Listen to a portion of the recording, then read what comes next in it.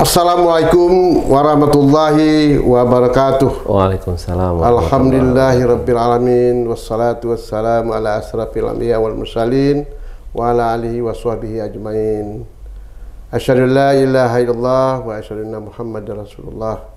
Amma ba'du. Encik-encik, tuan-tuan dan puan-puan sekalian, alhamdulillah, apa kabar? Kita dalam suasana ibadah puasa Ramadan sekarang ini luar biasa ya. Mudah-mudahan ibadah puasa kita tahun 1425 Hijriah ini akan berjalan dengan aman dan lancar dan kita dapat melaksanakan ibadah secara sempurna dan tentu meningkat dari tahun ke tahun. Cincin tuan-tuan dan puan-puan sekalian, Tok Wan Channel merupakan media komunikasi tetap eksis pada bulan Ramadan ini. Kita akan mengundang beberapa tokoh, diskusi dan muhasabah di studio Tok Wan Channel yang baru saja selesai dibangun, yang luar biasa ya. Kami berupaya untuk menjadikan Tok Wan Channel ini merupakan media komunikasi dengan masyarakat Riau pada umumnya dan tentu Pekanbaru pada khususnya. Baik, mudah-mudahan hari ini kita akan dapat mendengarkan nanti suatu untayan ceramah yang saya sengaja mengundang Pak Nasrullah. Dan beliau ini adalah dosen Universitas Muhammadiyah Riau dan beliau juga seorang mubaligh yang cukup baik ya, yang cukup saya nilai cukup wawasan pemikiran beliau cukup luas ya dalam memahami Islam. Oleh kerana itu saya sengaja mengundang beliau untuk dapat nanti memberikan suatu tema judul yang saya beri, membentuk kepribadian Muslim. Puasa membentuk kepribadian Muslim. Ini. Kita ini kan setiap tahun puasa, umat Islam ni puasa terus sesuai dengan perintah Allah. Tapi apakah dengan puasa itu nilai-nilai kepribadian Muslim itu sudah terwujud atau belum di negeri kita ini dan terutama bagi umat Islam di negara kita ini. Oleh kerana itu sekali lagi jangan lupa tolong di-share ceramah ini, subscribe sehingga bisa didengarkan oleh semua masyarakat yang ada di Provinsi Riau ini. Baik, saya undang Pak Nasrullah. Assalamualaikum warahmatullahi wabarakatuh. Waalaikumsalam warahmatullahi wabarakatuh. Bagaimana Pak? Tahniah awalan. Tahniah ya, ucapan terima. Tahniah, alhamdulillah. Dengan suasana baru ya. Biasa, suasana Ramadan. Ya. Suasana yang baru. Ya. Tempat yang baru. Ya. Masih terasa bau catnya nih. Baru cat. Kena baru dicat ni Ustaz. Ya. Ini memang kita resakan, kita cepatkan siap ni bulan puasa ni. Ya, betul, itu pun agak terlambat sikit ya nak. Tapi namun demikian ya, walaupun tempatnya sederhana, ya, tapi ini jadikan center Tok Wan Channel. Betul kan. Jadi di sini nanti akan adakan adakan nanti tempat diskusi masalah pendidikan, masalah politik. Ya nak, masalah ekonomi. Ya harus kita bahas ya. Jangan kita menganggap ya ini hanya sekedar untuk hiburan saja, tidak ya. Tapi betul-betul kita jadikan suatu pusat pendidikan lah, insya-Allah. Baik Ustaz, terima kasih Ustaz datang. Ini suasana bulan puasa Pak ya. Amin. Nak ngopi pagi ni boleh bisa. Tapi berpuasa nanti ngopi juga Pak. Ngobrol perkara iman. Oh, gitu ya. Ya, insyaallah. Tapi bulan puasa ni Ustaz sibuk ya Ustaz ya. Alhamdulillah, insyaallah yang penting bisa berbuat Pak Wan. Jadi bisa watawasau bil haq, watawasau bis sabr. Ya Allah. Jadi bisa saling kita bercerita, saling nambah-nambah iman dan artinya memperkuat iman dan kualitas. Ya, memperkuat iman umat Islam kita ni Pak ya. Ya, insyaallah. Karena dalam suasana gelombang kehidupan sekarang ni yang luar biasa Pak ya. Tantangan luar biasa. Tapi semakin kuat tantangan, biasanya kalau pertumbuhan tu semakin kuat keimanannya. Makin kuat ya. Kuat keimanannya. Tapi tantangan ini kalau tidak dibaringi dengan suatu pemahaman kita sesuai dengan perkembangan zaman ni bisa larut Pak ya. Betul. Jadi harus dibaringi dengan kekuatan apa kita lah, kekuatan apa masalah tu, menghadapi tantangan ini. Kemajuan ni, tantangan kemajuan ini kita mempunyai satu kualitas yang cukup baik sebetulnya. Tapi alhamdulillah kan kita punya basis yang kuat, basis Al-Quran kan. Jadi kalau kita ibaratnya mukjizat Al-Quran itu kan, apalagi bulan Ramadan. Iya, karena Quran itu turun bulan Ramadan ya. Syahrul Ramadan alladzi unzila fihil Quran hudal linnas wa bayyinatin minal huda wal furqan. Jadi petunjuk manusia itu betul-betul jadikan apa ya? Pedoman dalam kehidupan umat Islam ya, nak ya. Kalau sekarang ada orang mengata dia tersesat di kehidupan nih, balik pangkal jalan balik kan. Pangkal jalan apa? Quran. Mengaji balik. Jadi Quran itu tidak cukup dengan ngaji Ustaz ya. Tak untuk baca-baca ngaji saja cukup ya. Kalau Quran dalam konsep para ulama kita ada 3 kan Quran itu. Pertama tilawah. Kita baca kan. Baca yang bagus ya, tartil. Baca tartil. Kalau boleh Ramadan tahun ini kita khatam lah kan, untuk memperkuat bacaan kita. Ya. Yang kedua tadabbur, Pak. Ya. Menggali makna ya. Menggali maknanya, memahami hakikat daripada Al-Quran itu. Ya. Kita lihat contoh-contohnya. Karena yang paling banyak kita cerita Al-Quran ini kan cerita contoh, Pak. Masal kan? Masal. Jadi kalau kita tengok dalam Al-Quran pun 2/3 Quran itu isi dia sejarah ya, perumpamaan contoh, keadaan umat-umat terdahulu, umat-umat yang akan datang seperti apa bentuknya. Itu kan tadabbur ya. Kita tadabbur. Afala yatadabbaruna al-Qur'an am ala qulubin aqaluha gitu loh kan. Kalau mereka ni nak mau mentadabbur Al-Qur'an, maka macam tadilah suntuk otak ni, stres itu dari uhatnya. Dan lagi Ustaz, memang kalau sudah kita baca Quran, kemudian kita pahami isinya ya, yang tadi dikatakan tadabbur, kemudian bagaimana kita mengintegrasikan ya, isi Al-Quran itu dalam kehidupan, apalagi ini memang tentang perkembangan ilmu pengetahuan. Betul. Banyak kan perkembangan ilmu pengetahuan itu tidak bertentangan dengan Al-Quran. Tidak, sama sekali. Cuma Al-Quran itu kurang dipahami. Cara memahami Al-Quran. Jadi maka kita ke dalam konsep memahami Al-Quran ini kan, kita memperbanyak pertama tadi tilawah, kemudian tadabbur, yang ketiga itu tafkir. Mulai memikirkan.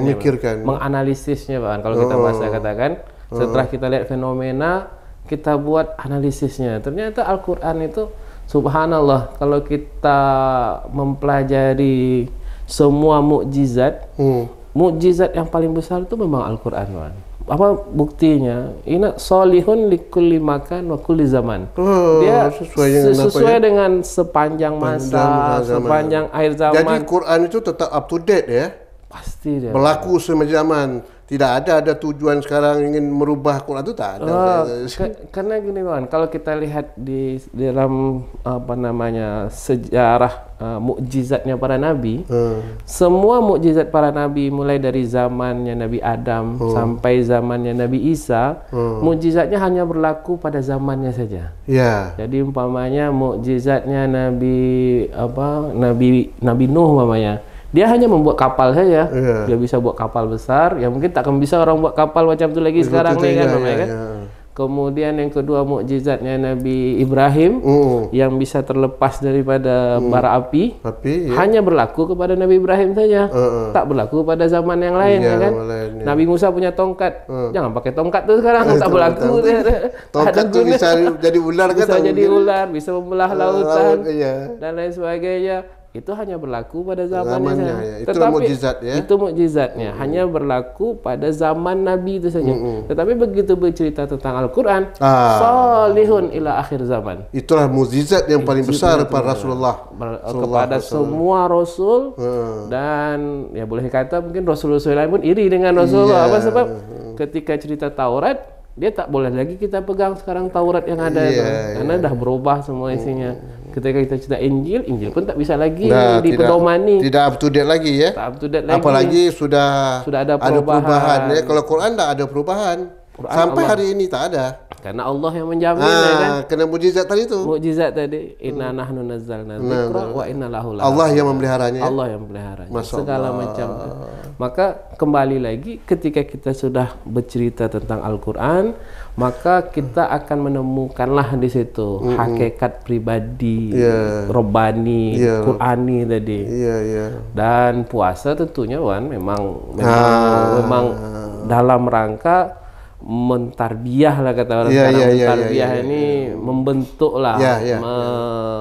Artinya Al-Quran itulah segala sumber dalam melaksanakan perintah Allah. Betul. Ya enggak? Jadi kita ini sebagai hamba Allah yang ditugaskan untuk beribadah kepada Allah itu sesuai dengan perintahnya. Dalam Al-Quran kan? Dalam Al-Quran. Baik perintah itu bersifat mahdah maupun ghairul mahdah. Ghairul mahdah.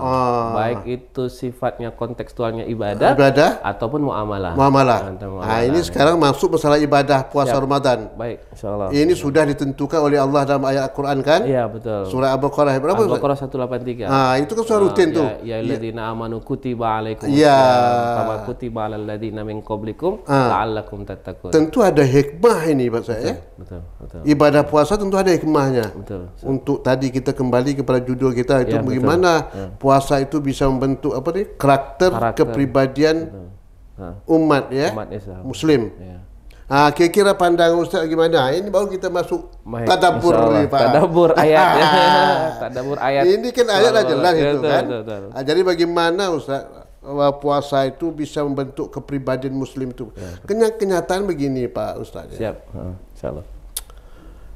Kita merasakan bahwa setiap tahun umat kita ini sesuai dengan perintah Allah puasa ya. Tetapi mengapa kondisi umat kita itu dalam yang kaitan tadi dengan karakter dan kepribadian itu tidak bisa secara membentuk sesuai yang keinginan Allah SWT. Misalnya dari segi akhlak, moral, budi pekerti dan juga berkaitan masalah karakter manusia pada hari ini. Moral sudah tidak diperhitungkan lagi itu. Jadi sehingga ibadah puasa ini kan salah satu kan bisa membentuk disiplin kita, karakter kepribadian yang yang robbani, yang merasa dikontrol oleh Allah sehingga dia tidak bisa berbuat sewenang-wenang, tidak bisa bohong tidak bisa menipu segalanya tu dan berdusta dan sebagainya. Bagaimana Ustaz kita melaksanakan nilai puasa Ramadan sehingga kepribadian Muslim yang kita inginkan itu bisa terwujud? Silakan. Baik, mungkin pertama kita pahami dulu tentang hakikat perintah daripada puasa nih, ayat 183 tadi Pak. Pertama Allah berfirman, ya ayyuhalladzina amanu kutiba alaikumusiyam. Wahai orang-orang yang beriman, diwajibkan. Jadi pertama yang di mukhatabnya itu, yang dipanggil ini orang beriman. Karena puasa ini sebenarnya perkara yang berat kata Allah. Karena kalimatnya di situ kutiba, bukan kataba. Kalau kataba berarti mewajibkan, tapi kalau kutiba diwajibkan. Syekh Asy'arawi itu menyebutkan bahwa sesungguhnya kalau kalimat itu dimulai dengan kalimat kutiba, ini perkara yang berat sebenarnya. Perkara yang kita harus hati-hati dengannya. Seperti kutiba alaikumul qital, diwajibkan kepada kamu berperang. Wa huwa kurhul lakum, dan itu dibenci olehmu. Kutiba alaikumul qisas, diwajibkan kepada kamu. Ketika Allah cerita tentang kalimat kutiba, sebenarnya Allah sedang membuat sebuah pernyataan, wahai umat manusia, hendaklah engkau berpuasa dan ketahuilah sesungguhnya puasa itu harus perlu dengan kekuatan yang sungguh-sungguh. Kalau kata bahasa kitanya jihad lah namanya Wan. Jadi jihad itu kan mengeluarkan semua energi, semua tenaga, semua apa yang kita miliki dengan sungguh-sungguh, fil masyaqqah, dengan dalam keadaan yang susah kita. Jadi kalau masih senang aja puasa tuh belum lagi betul-betul puasa namanya gitu, Kalau hanya sekedar menahan lapar dan dahaga, nanti kan ada lagi ayat hadis Rasulullah, wa kam min shaimin laisa lahu min siyamihi illal ju' wal atas. Banyak orang yang puasa tapi tak dapat hasil lapar, dahaga, siang nahan, tapi maknanya tak dapat. Jangan terjadi lah Ustaz Sebabnya karena tak faham dengan hakikat puasa. Jadi hakikat puasa pertama kita pahami dulu bahwa kata Allah dalam Al-Quran 183 itu kutiba alaikumusiyam, diwajibkan. Artinya ini perkara yang harus betul-betul diperhatikan tentang makna serta apa tujuan daripada puasa.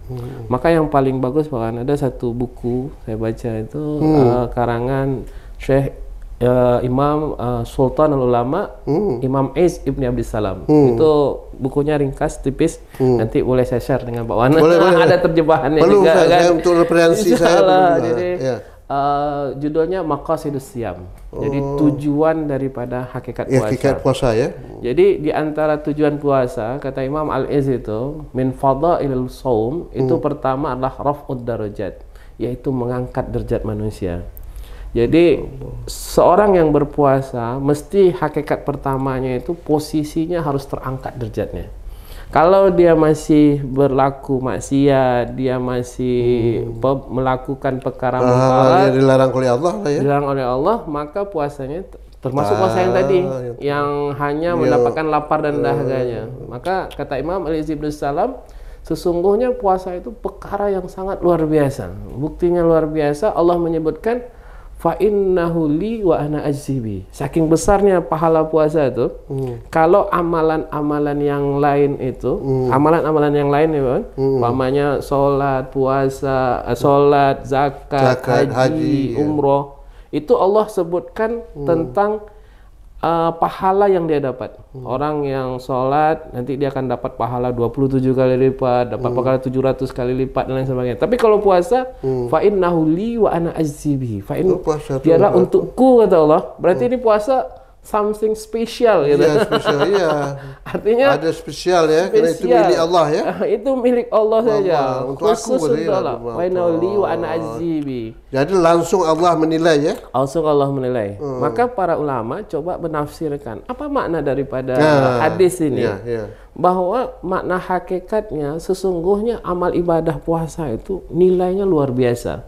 Kenapa? Mungkin kalau kita boleh kata nih Pak Wan, kita boleh ambil contoh sekarang ini, bahwa satu amalan yang mungkin kita boleh dapat betul-betul keikhlasan itu puasa. Tidak di amalan yang lain.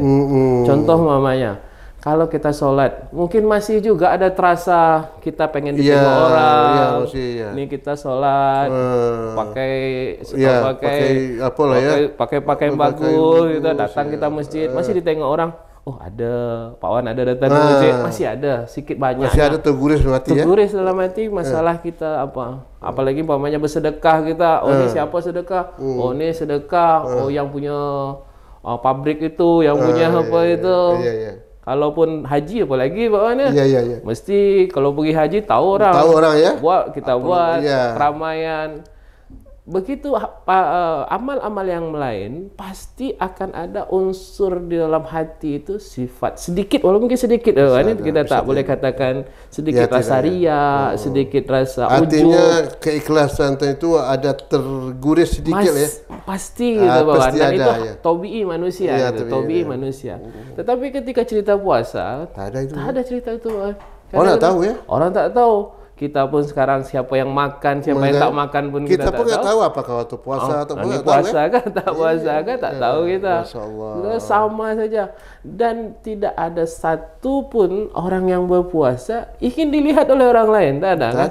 Tak ada. Karena betul-betul orang semua puasa karena lillahi ta'ala saja. Apalagi dia seorang puasa, dia kegiatan biasa saja. Biasa saja. Misalnya gini contoh ya Pak ya. Saya kan setiap hari kan jalan pagi saya. Betul. Bulan puasa jalan pagi juga saya. Ini Pak Wan nih puasa kan? Tidak kan? Dia kan tak tahu kan apakah puasa atau tidak kan. Sekarang orang tak puasa mungkin bisa lebih kering. Bisa lebih kering ya. Jadi yang tahu itu Allah kan? Betul. Oh manusia tak bisa mengetahui. Betul. Maka kata Sultan Ulama itu seorang ulama besar Izz bin Salam itu, puasa ini betul-betul mengangkat derajat seorang. Orang yang memang melaksanakan ibadah puasa dengan sungguh-sungguh, maka pertama posisi derajatnya akan diangkat oleh Allah. Karena memang ibadahnya itu lillahi ta'ala. Jadi orang-orang yang memang melaksanakan puasa itu semuanya sepenuhnya kena Allah. Itu yang pertama, Pak. Yang kedua, kata Imam Ali bin Salam, bahwa puasa itu yang kedua itu pastilah takfirul khati'at. Pasti mengampunkan semua dosa-dosa kita. Karena hakikat kita di bulan Ramadan ini, kita berharap semua dosa kita terampunilah oleh Allah. Dalam sebuah hadis Rasulullah menyebutkan, "Raghma'an farajulin man adraka Ramadan walam yaghfirlah." Celakalah seseorang yang datang Ramadan kepadanya dan dia tidak diampuni oleh Allah Subhanahu wa taala. Maka Ramadan biasanya orang-orang yang beriman, yang betul-betul ikhlas karena Allah, satu aja harapannya, ya Allah, ampuni semua dosa-dosaku ya Allah. Maka apapun yang dilakukan pasti dalam rangka untuk menghapuskan semua dosa. Jadi pengertian Ramadan itu kan itu juga ya, membakar Pak ya. Membakar semua dosa-dosa kita ya. Membakar semua sifat-sifat buruk, ya. Membakar semua masalah-masalah juga ya. Jadi kita berharap ya Allah akan menyelesaikan semua masalah kita. Jadi dengan puasa, karena kita ketika berpuasa, ketika kita saum, maka yang kita harapkan udah Allah saja, kita tidak ada lagi kehidupan dunia. Biasanya yang ketiga itu pasti ketika orang yang berpuasa, disebutkan oleh Imam Ibnu Salam itu adalah taksir syahwat. Jadi menghancurkan segala macam keinginan ya. Jadi hawa nafsu. Jadi kalau di luar puasa mesti banyaklah keinginan kita kan. Yang pasti kita kadang-kadang pengen buat apa, pengen punya apa, pengen seperti apa. Tetapi dalam bulan puasa semua syahwat itu bisa direm ya, tidak bisa bebas berbuat sekehendaknya ya. Betul sekali, Pak. Jadi ketika orang yang sedang berpuasa, maka kita lihat hakikatnya syahwat hawa nafsunya itu bisa ditekan sedemikian rupa. Jadi maka kata para ulama kita ya, bahwa Imam Ibnu Qayyim itu menyebutkan orang yang berpuasa maka kehidupannya itu akan terkelola dengan sangat baik sekali. Karena pertama dari sisi kehidupan waktunya. Orang berpuasa ini kan waktunya sudah termaintain dengan baik, kan. Contoh mamanya pasti bangunnya itu di awal waktu. Karena ada dia ingin qiyamul lail di malam itu sebelum dia makan sahur. Kemudian dia makan sahur di waktu yang sudah ditentukan. Sholat subuh di setiap waktunya di-maintain dengan luar biasa. Semua iktikaf, berbanyak iktikaf. Dengan ketika berbuka dia segera akan berbuka dengan perkara yang baik-baik agar dia mendapatkan pahala. Membangun malamnya dengan qiyamul lail kan, menjaga amal ibadahnya. Maka kata para Imam Ibnu Qayyim itu orang yang berpuasa maka niscaya waktunya sudah termanage dengan baik ya. Kalau orang yang sudah memanage waktu dengan baik, maka dia akan bisa memanage semua permasalahan yang ada. Masya Allah. Jadi orang yang sudah bisa memanage waktunya, memanage keadaannya, memanage hatinya. Ini kan semua ini, Man. Dari hati itu kan, hati terwujud dalam sikap dan perilakunya. Perilakunya kan? Iya betul, Bang. Jadi kata Imam Ibnu Qayyim itu intinya kan dalam hidup kita ini kan 3 hal yang harus kita perkuat itu sebenarnya, Bang. Jadi kata beliau yang dalam hidup ini yang pertama yang harus kuat itu adalah salimul akidah. Akidah ini kita benar. Yang kedua sahihul ibadah. Ibadah kita ini juga harus benar. Puasa kita dan lain sebagainya. Yang ketiga tatbiqul khuluqiyah. Jadi akhlaknya yang benar. Jadi setiap amalan kita, kalau kita ingin mencapai puncak daripada amalan ini, 3 hal ini harus kita perhatikan. Nah, situlah letaknya kepribadian Muslim itu. Jadi kepribadian Muslim itu kita akan dapatkan ketika 3 hal ini kita selaraskan. Dan puasa paling mudah menyelaraskan 3 hal ini. Yang pertama tatbiqu sahihul yang pertama salimul akidah. Akidah ini kita benar. Apa sebab akidah kita benar? Kita berharap hanya pada Allah, tak ada pada lain lagi. Iya betul. Kita tidak ada lagi, hanya Allah. Jadi akidah kita pun kita landasannya keimanan tauhid. Karena inti daripada akidah kan keimanan. Ketika iman seseorang itu semata-mata salim artinya kalau bahasa kita sebut dengan purifikasi, pembersihan dari segala macam yang lain.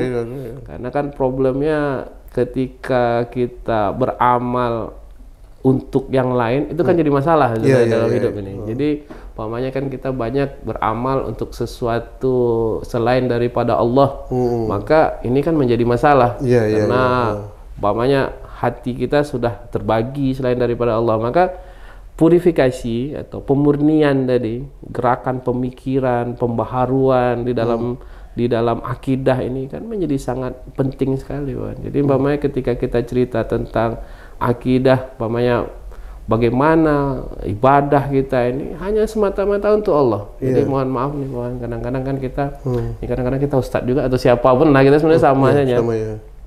Banyak kita kadang-kadang berbuat itu tidak ikhlas karena Allah. Contoh mamanya ingin dikenal, ini popularitas dan lain sebagainya. Atau mohon maaf kan, sekarang ada umpamanya tokoh-tokoh mungkin yang dianggap tokoh, umpamanya kan begini, umpamanya ada yang memang bahagia dengan dengan posisi ketenarannya, gitu kan? Karena ternyata di balik ketenaran itu ada sebuah bisnis tuh, bisnis. Yang keduanya timbul persaingan untuk merebut panggung dan lain sebagainya. Ini yang saya artinya di dalam berdakwah sajalah umpamanya contohnya itu kan kadang-kadang ada saling merasa umpamanya ini jamaah saya.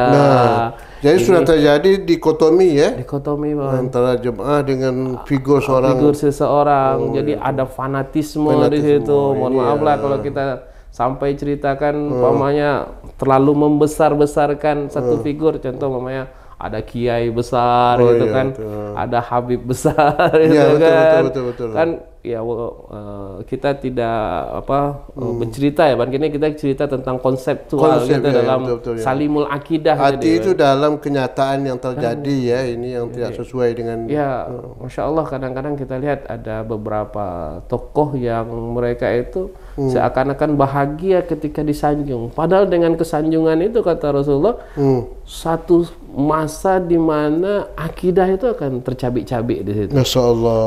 Jadi orang kalau kita baca nanti dalam Sirah Nabawiyah, banyak sekali tokoh-tokoh yang merasa dia itu hebat, dia merasa dia akhirnya bisa terjerumus ke dalam konsep kebanggaan, kebahagiaan. Maka yang pertama yang perlu diluruskan ya niat tadi, Bang. Ketika kita berbuat, kita ini kenal Allah atau tidak. Dan puasa paling bagus kan, karena puasa ini yang betul-betul melatih seseorang itu niatnya lillahi ta'ala aja, tidak kenal yang lain. Jadi wa ma umiru illa liya'budullaha mukhlishina lahuddin, ya Allah. Jadi konsepnya itu adalah betul-betul niat ibadah itu karena Allah. Jadi ketika seseorang itu umpamanya sekarang ini terkenal dengan posisinya, jabatannya, sebenarnya dia dalam keadaan hati-hati, karena itulah saat yang paling rawan dia akan dijerumuskan ke dalam suatu kehinaan. Jadi seseorang yang mungkin pada saat posisi dia dalam posisi dia mendapatkan kedudukan dan jabatan, di situ dia hati-hati. Karena semakin tinggi pohon maka angin akan semakin besar, semakin tinggi kedudukan maka godaan akan semakin besar, dan syaitan pun akan lebih luar biasa. Jadi ini kenyataan itu tadi pribadi itu dalam rangka tadi dalam pergaulan, dalam kehidupan masyarakat kita seseorang mendapat jabatan, mendapat kedudukan. Itu kalau tidak disandarkan keikhlasan dia untuk berbuat karena Allah, itu nilainya tidak ada, Ustaz ya. Bisa jadi itu yang akhirnya disebut dengan akidah yang menyimpang. Karena ini kan masalah akidah, keikhlasan kepada Allah ini kan masalah akidah. Nah, oleh karena itu saya tanya Ustaz, kalau dia mendapat jabatan itu apakah dia berterima kasih atau dia merasa ini amanah diberikan Allah? Ya enggak? Sebab sedangkan Abu Bakar waktu dia dilantik menjadi khalifah, itu dia bukan bersyukur saya. Betul. Dia mengucapkan inna lillahi wa inna ilaihi raji'un. Kan sadar dia betul. akan kembali. Jadi begitu juga sekarang nih, tren sekarang nampak saya banyak yang bersyukur, bukan bersyukur, bangga dia, dengan posisi, berterima kasih dia. Padahal mungkin itu yang menyebabkan ujian yang paling besar. Karena ujian yang paling besar itu adalah ketika diberikan karunia. Jadi kata Imam Al-Izzi itu wa asa ayyakunan ni'mah, bisa jadi nikmat yang kita dapatkan itu bala. Itu adalah sebuah bala bencana bagi kita. Wa asa ayyakunal musibah rahmah. Jadi bisa jadi musibah yang dapat itu rahmat, kan? Maka umpamanya keadaan musibah kita, umpamanya mohon maaf lah, mungkin dapat musibah kecelakaan atau apa, atau sakit umpamanya. Sakit ya? Ya, umpamanya kita Ramadan dapat sakit kaki demam flu. Jadi kalau para ulama menyebutkan sakit itu rahmat, karena dia bisa introspeksi diri, bisa memperbaiki apa kelemahan, bisa lebih banyak ibadahnya. Tapi ketika mendapatkan nikmat bisa jadi itu bala. Jadi bala ini adalah ujian, tetapi ujian ini yang resikonya sangat tinggi sekali. Maka yang Pak sampaikan tadi lah, artinya bahwa sesungguhnya setiap orang mendapatkan nikmat itu mesti dia betul-betul hati-hati dengan nikmat yang dia dapatkan. Karena nikmat yang dia dapat itu bisa menjadi sebuah musibah yang sangat besar, bala yang sangat besar. Maka kata Imam Ibnul Qayyim tadi, bahwa sesungguhnya konsep pondasi daripada keimanan yang benar tadi, ibadah yang benar, puasa yang benar itu khuluqiyahnya mesti benar. Kalau katakan sekarang etiknya, etikanya harus punya etik sekarang kan? Etik itu yang hilang sekarang. Itu yang hilang sekarang. Karena sekarang yang paling problem dalam amal ibadah kita, perbuatan kita sehari-hari ini, etik ini yang jadi masalah, Wan.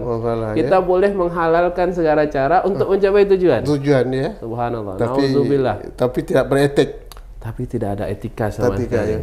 Padahal di dalam konsep Islam, etik ini kalau bahasa lainnya disebut dengan ihsan. Ihsan ya. Disebut dengan ihsan. Kalau dalam definisi Rasulullah, ihsan itu adalah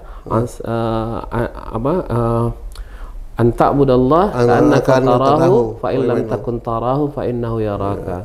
Engkau menyembah Allah seakan-akan engkau memang melihat Allah. Dan kalau engkau tak melihat Allah, maka yakinlah Allah melihat. Allah akan melihat. Jadi ada kontrol Allah. Kontrol Allah. Jadi ini yang disebut dengan etik tadi kan.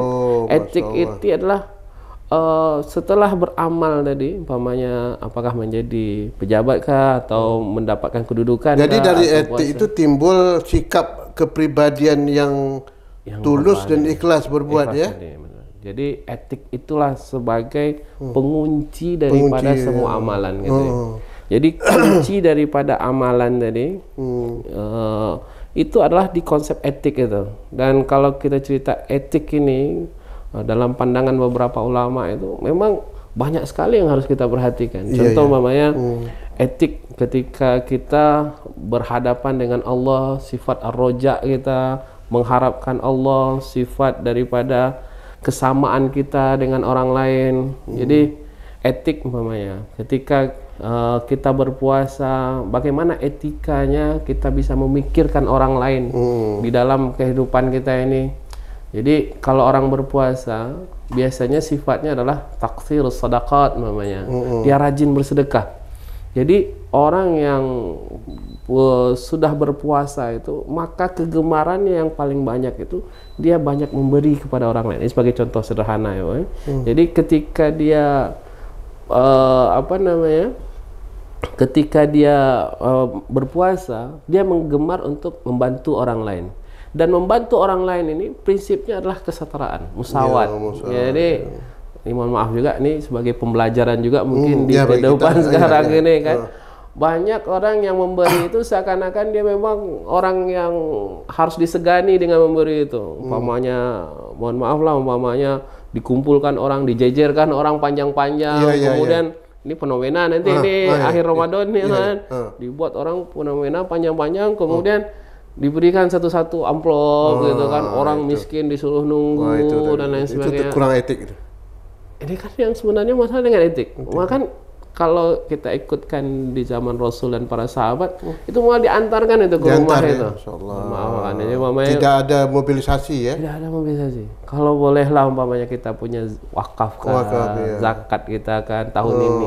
Ya kalau boleh kita datang ke kampung-kampung yang membutuhkan itu, kita antar ke rumah masing-masing, antar ke tempat yang membutuhkan.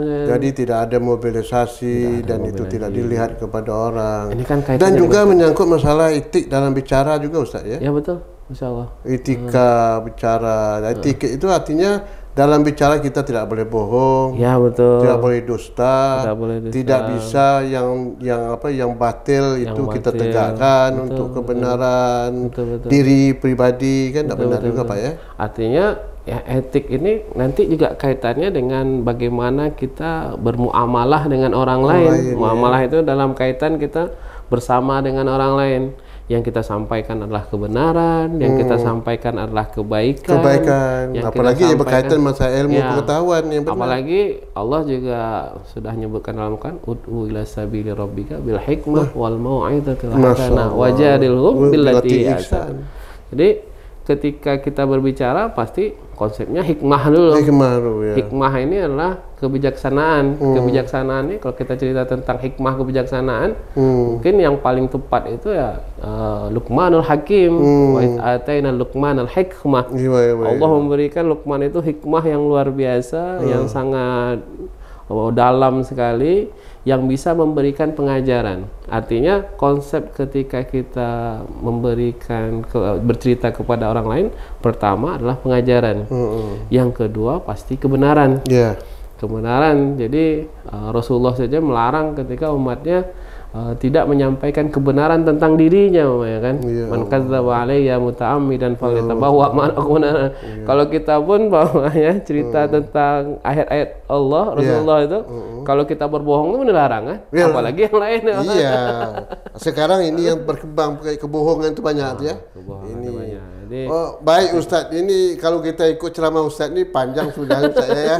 Ini luar biasa Pak ya, kalau kita menyangkut masalah Ustadz bercerita soal membentuk kepribadian tadi Pak ya, yang diawali bagaimana merasa diri kita dekat dengan Allah ya, sehingga kita berbuat itu bukan karena kepentingan zaman atau bukan kepentingan pribadi, bukan kepentingan seseorang, apalagi kepentingan zaman sekarang kan ada kepentingan politik ya. Tak bisa dilepaskan ya. Kelompok itu kan, itu harus dihilangkan sekali kalau betul-betul kita menyadari puasa itu membentuk pribadi tadi. Itu hakikat daripada. Baik Ustaz, mungkin kita cukup demikian closing kesimpulan kita pada ceramah ini Ustaz kira-kira. Ini tolong Ustaz sampaikan kepada masyarakat.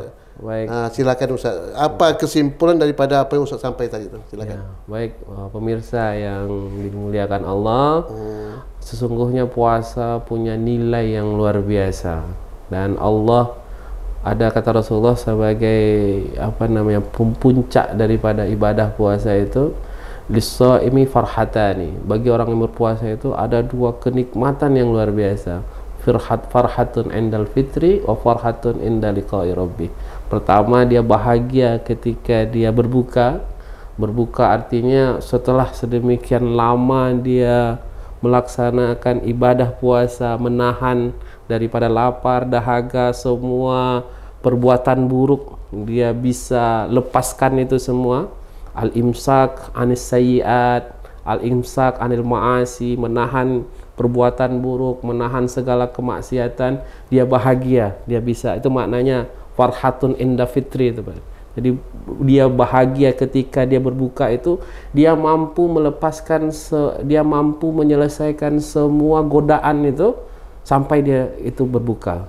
Dan yang paling puncaknya adalah farhatun inda liqa'i rabbih, dia bisa bahagia ketika dia bisa berjumpa dengan Allah, ketika dia bisa melaksanakan dengan sebaiknya, sehingga sampai nanti terbentuklah karakter dan pribadi individunya. Masya Allah.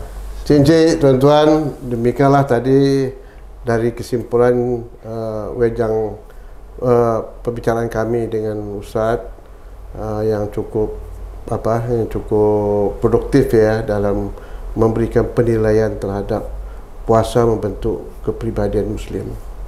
Baik, jangan lupa Cik tolong ini di-sharekan, komen dan subscribe sehingga dapat didengar oleh semua masyarakat yang ada di Provinsi Riau umumnya dan Pekanbaru khususnya.